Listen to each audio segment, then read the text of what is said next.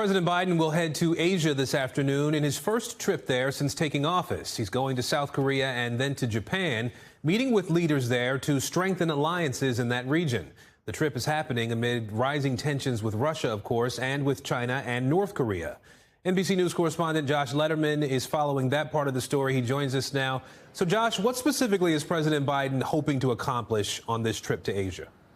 Well, Aaron, President Biden will be traveling to Japan and South Korea, but all of the attention will be on two other countries, North Korea and China, with the White House saying that they are bracing for the possibility that North Korea could mount its seventh nuclear test, potentially during President Biden's trip to the continent. White House officials say they are prepared for the possibility that North Korea will launch that test or do something else provocative while the president is in the region. And the president will be visiting our two closest treaty allies in Asia, South Korea and Japan, two countries that have their own deep concerns about North Korea and have worked alongside the U.S. to try to choke off North Korea's access to the funding they need to continue their nuclear program. But the other big focus of this trip, of course, will be China and efforts by the U.S. to continue to provide a counterbalance to China's influence over its neighbors in the region, particularly when the president is on his second stop in Tokyo.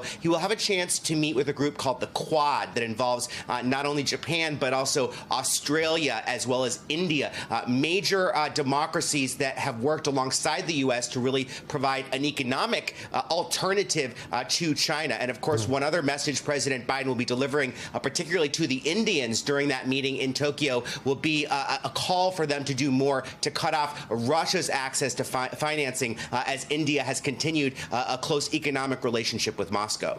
You know, Josh, before the war in Ukraine, there was a lot of concern about whether China would use force to gain control of Taiwan.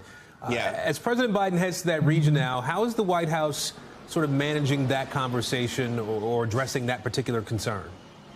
Well, you won't hear the White House say it in these words, but I think a big message they want to send with this trip to China is don't you dare think about doing anything in Taiwan like what President Putin has done in Ukraine. And the entire world will be ready to pounce the way that they have on Russia economically if China were to do something similar with Taiwan. Now, the National Security Advisor, Jake Sullivan, was asked about the message to Taiwan and to China on this trip, and he had a more diplomatic way of putting it. Take a listen.